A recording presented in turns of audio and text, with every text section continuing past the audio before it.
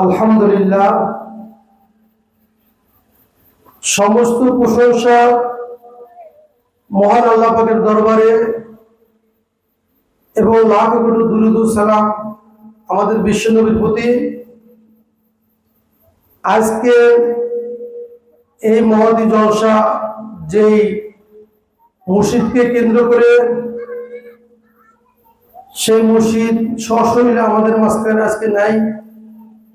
এই জন্য সেই মসজিদ পিতার উপরে শ্রদ্ধা রেখে, মসজিদ মাতার প্রতি শ্রদ্ধা রেখে আমি আমার অন্তর থেকে সমস্ত হেদায়েতি ভাই বোনদেরকে আমি সালাম জানাচ্ছি। আজকে এই মাহফিলে দূর দূরান্ত থেকে আগত ভাই বোনেরা অনেক কষ্ট করে, অনেক শ্রম দিয়ে এখানে এসে পৌঁছেছেন। এটার জন্য আল্লাহর কাছে লাখ শুকরিয়া জানাই আমি, এবং আপনাদের প্রতি আমি আবারও সালাম জানালাম এত পরিশ্রম আসার কারণে। আসসালামু আলাইকুম ওয়া রাহমাতুল্লাহি ওয়া বারাকাতুহু। তো আমাকে কিছু কথা বলার জন্য অনুরোধ করলেন আমাদের এখান থেকে। আসলে আজকে যে দিনটা যিনি যার উসিলা কথা বলা শিখছি, তিনি নাই, তো ভিতরটা একটা ফাঁকা ফাঁকা এবং কষ্ট, মানে ভিতরে ওরকম ভাবে কথা তো বুঝে বা বলা যায় কিনা আমি জানি না। আমি যতটুকু পারি আমি সেই মালিকের স্মরণ করে অন্তরাত্মাকে সাথে নিয়ে আমি দু চারটা কথা বলি সমস্ত ভাই বোনের উদ্দেশ্যে। সেটা হলো, ভাই ও বোনেরা, আমরা একটা সময় যখন এই দরবারে আসি নাই, আমরা কোনো না কোনো জায়গায় আমরা একটা জায়গায় ছিলাম। হয়তো কেউ কোনো দরবারে ছিলাম, কেউ দরবারে ছিলাম না, বা কেউ মানে এক একটা লাইন বা এক একটা জায়গার ভিতরে ছিলাম, বা আমরা আল্লাহ খোঁজাখুঁজি করার জন্য অনেক চেষ্টা করেছিলাম অনেকে। তো যাই একটা পুরো যখন দরবার আমরা আসলাম, আসার পরে আমাদের সেই মুর্শিদ আমাদেরকে বায়তের অনুষ্ঠান আমাদের যেভাবে দিয়েছিল, আমরা সেই অনুষ্ঠানটাকে সবাই স্মরণে রাখি। প্রত্যেক ভাই বোন যদি আমরা অনুষ্ঠানটাকে স্মরণে রাখি, আমরা খুঁজে পেয়ে যাব যে আমাদের করণীয় কি। আমরা একটা লাফ দিয়ে গাছের মাথায় না উঠে আমরা গাছের গোড়া ধরে পোশাকে দেখি বায়তের অনুষ্ঠানটা। যার যার বায়তের অনুষ্ঠান আছে, একটু চক্ষু বন্ধ করে নিরিবিলি যে যেখানে পারেন, ঘরে পারেন, মসজিদে পারেন, যে যেখানে পারেন একটু স্মরণে নিয়ে আসবেন যে বায়তের অনুষ্ঠান আমার মুর্শিদ আমাকে কি বলেছিল আর আমিনটা কি ওয়াদা দিয়েছিলাম। যদি আমি দেখি আমি সে ওয়াদার উপরে আসি, আলহামদুলিল্লাহ। আর যদি দেখি যে আমি ওয়াদার উপর নাই, এখনো আমাদের শরীর চলমান, দৃষ্টিটা তাকে দেখতে পারি, হাত পা নাড়তে পারি, অর্থাৎ আমার জিন্দা। যদি দেখি যে সেই জায়গায় নাই, বাবার হুকুম পাইছে, বাবা বলছে তুমি যদি বুঝতে পারো যে তুমি সেই জায়গা থেকে একটু নড়বার আসো বা সরে গেছো, তুমি নিজের থেকে নিজে ঠিক হয়ে যাও, নিজের সেটা আবার নিজে নিজে তৈরি করে সেই জায়গায় চলে আসো। এটা আমার কথা না, আপনার সবাই জানেন, বাবা সাক্ষাৎ বলছে ভিডিও ভিডিও। মানুষ তো সবাই, পৃথিবীতে লক্ষ লক্ষ কোটি কোটি মানুষ, এর ভিতরে আমার মানুষ হতে হবে। তাহলে বিষয়টা একটু অন্যরকম চিন্তার বিষয় না। পৃথিবীতে এত মানুষ যে মানুষের শরীরে মানুষ বাজে এবং রাস্তাঘাটে মানুষের লোক মানুষ চলাফেরা যায় না, অর্থাৎ এত মানুষ থাকা সত্ত্বেও কত মানুষ হইতে হবে। তাহলে আসলে এই মানুষের তো বলা হয় নাই, আর এই মানুষের তো কোরআনও বলে না। এই যত মানুষ দেখি দুচোখে, আমরা সমস্ত মানুষকে এক বাক্যে বলা হয় আম মানব, অর্থাৎ জীব মানব। আর আমাদের মুর্শিদ অর্থাৎ আদম যে আমাদের পিতা, তিনি আমাদের যে মানুষ হতে বলছে, সেই মানুষটার পৃথক। সেটা হলো আগের যে মানুষগুলো পৌঁছাবে, সেই পবিত্র মানুষ যাদেরকে কোরআন ডাক্তা বলছে ইয়াই হামলাযিনা আমানু লিমাতা কুল্লু ওয়ালা তাওয়ালুন। হে মুমিন ব্যক্তিরা, তোমরা কোন কথা বললে তা নিজে করো না। তাহলে আমাদের কোন চলাফেরা, কথাবার্তা সবকিছু হিসাবে নিয়ে আসতে হবে। আমরা অন্য সাধারণ মানুষের মতো চললে সেই আগের জায়গায় রয়ে গেলাম। আমরা যখন ওয়াদা ছিলাম যে আমরা আদম ভূমির স্কুলে লেখাপড়া করবো, আদম ভূমির ভিতরে থাকবো, আমরা যদি সেখানে না থেকে সে আগের স্থানে চলে যায় তাহলে আমরা এখনো ভুলে আছি।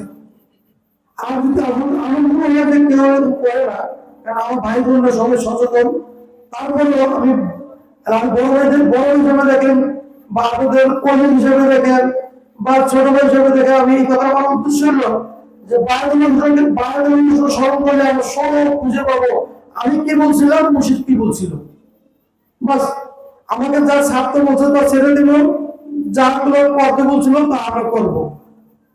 আর আমাদের একজন ছিল বারবার আমাদেরকে আদেশ দিছিল, তুমি যাহা কিছু করো তোমার অন্তরের সাথে মিল করে করো, তোমার অন্তরকে বলে বলে করো।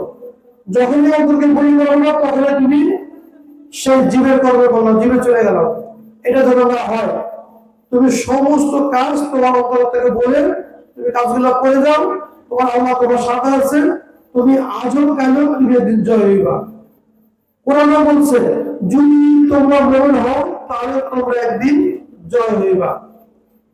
তো এই জন্য আজকে যে মাহফিলটার ভিতরে যে কষ্ট সাধনা বা ত্যাগ করে ফেলা আসছি, এই ব্যাপারে আল্লাহ রাব্বুল আলামিন কোরআন শরীফের সূরা সফের ভিতরে সম্ভবত 9 নম্বর আয়াতে বলছে যে বিসমিল্লাহির রহমানির রহিম মিন আযাবিন আযীম তু'মিনুনা বিল্লাহি ওয়া রাসূলিহি ওয়া তুজাহিদুনা ফি সাবিলিল্লাহি বিআমওয়ালিকুম ওয়া আনফুসিকুম যালিকুম খায়রুন লাকুম ইন কুনতুম তা'লামুন। আল্লাহ রাব্বুল আলামিনের দরবারে যে ঘোষণা পবিত্র কালামুল্লাহ শরীফে যে তুমি তোমার জান মাল খরচ করো আল্লাহর রাস্তায়। আর আজকে যে খরচটা, আজকে যে কষ্টটা, এই আয়াতকে আমরা সবাই প্রাধান্য দিয়েছি। এই আয়াতের হুকুম আজকে আমরা যখনই ঘর থেকে বেরিয়েছি তখন এই আয়াতের হুকুম আমরা নিকে হয়ে গেছি। আমরা এই আয়াতের ভিতরে আমরা পছন্দ করেছি আজকে প্রত্যেকটা হাতে ভাই বোন। কারণ আল্লাহ কোরআন বলছেন তোমার জান মাল তুমি আল্লাহর ব্যয় করো, আর আপনারা জান মাল দিয়ে এখানে যে পৌঁছেছেন, এখানে আশ্রয় পয়সা খরচ হয়েছে, জানে কষ্ট হয়েছে। ওই যে আয়াত কথা বলা হচ্ছে সেই আয়াত পালনকারী আপনারা আমরা। আসলে এই পবিত্রমান ব্যক্তির জন্য কোরআন নাযিল হয়েছে। কোরআন সবার জন্য না, কোরআন যে বোঝেন তার জন্য কোরআন। এই কোরআন দিয়ে কেউ আল্লাহ আল্লাহ হয়, এই কোরআন দেখো কবির হয়, এই কোরআন দেখো ফকির হয়, এই কোরআন দেখো যার ভূত দিয়ে টাকা পয়সা খাইতেছে, একই কোরআন। আবার দেখেন একই কোরআন পড়ে অমুক ধর্ম শুনে এক কোরআন পড়ে, ওই ধর্ম এক কোরআন পড়ে, এক কোরআন শিখ পড়ে, অথচ আমাদের দুদিন পর লেগে গেছে না। এরাই কোন কোরআন পড়লো আর এরাই কোন কোরআন পড়লো।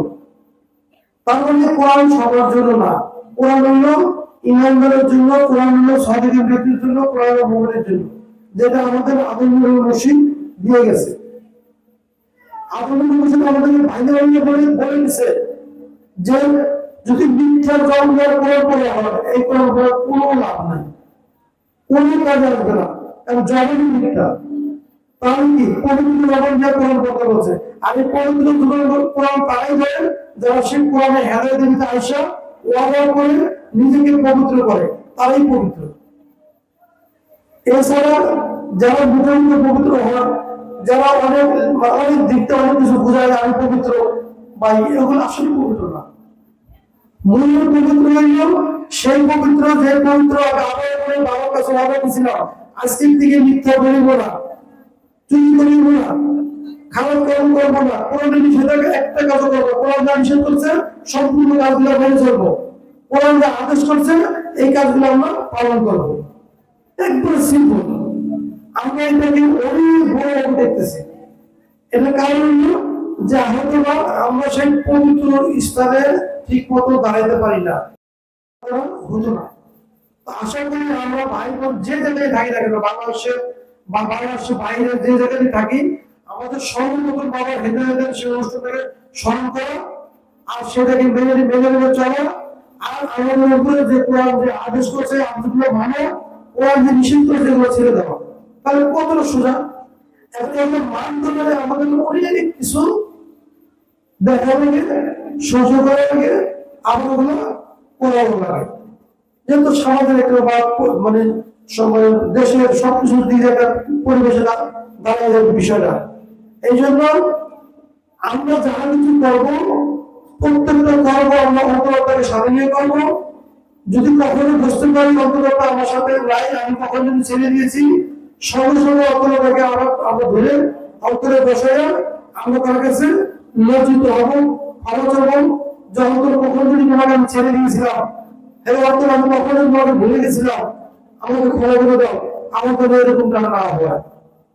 যেটা একের বাবা এরকম করেছে, আমরা তো বাবার কথা বাইরে বেরোতে পারবেন না, বাবা যা বলে তা বাংলা বলতে পারবো না। অর্থাৎ বাবার কোরআন প্রত্যেকটা কোরআন, বাবার কোরআন যদি খেয়াল করে দেখেন, বাবা বাবা হয়তো বাংলায় বক্তব্য করেন, কিন্তু যারা একটু বুঝবেন তারা বাবার কথাগুলো কোরআনের সাথে মিলে দেখবেন, বাবার প্রত্যেকটা কথা কোরআনের আয়াতের সাথে মিলে আছে। আমি দেখছি মোটামুটি আমার ছোট্ট মানে ক্ষুদ্র জ্ঞানে আমি দেখছি বাবা যদি এভাবে আমাদের মতো বাংলা কথা বলতাম, বাবা সম্পূর্ণ একদম কোরআনের সাথে অমিল, শুধু মিল না, কোরআনের হাকিকত একদম কোরআন যা বলছিল তা, সেটা কোনো মানে বাসনের কিছু না, গভীর কোনো কিছু একটা। যেহেতু বাবা পৃথিবী ছাড়ার আগে 2-3 বছর আগে প্রায় দেখতেন একটা ভিডিও দিত সূরা নাসকে নিয়ে, সূরা নাসকে নিয়ে বাবা ভিডিও দিত। ওখানে কোনো বাবা স্পষ্ট বোঝা গেছে যে আল্লাহ রাসূলকে বলছেন আপনি আশ্রয় গ্রহণ করেন মানুষের রবের কাছে। বাবা আলোচনা করেন অনেক কয়েকটা ভিডিও ভিতরে বলছে, সাক্ষাৎ বলছে আজকে আমরা সেই মানুষের রয়েছে তাকে ঠিক মতো বুঝলাম না, মানুষের ইমানকেই চিনলাম না, মানুষের মালিককেই বুঝলাম না, তাহলে কেমন হবে? এটা মূল কারণ না আমি আমাকে বুঝি না, আমি আমাকে জানি না। যদি আমি আমাকে বুঝতে পারতাম, জানতে পারতাম, তাহলে আমি কিছু হইলেও বুঝতে পারতাম মানুষের রবকে, মানুষের ইলাকে। কারণ একসময় আমি বুঝলাম না আমাদের মুর্শিদ আমাদের মানুষের রব।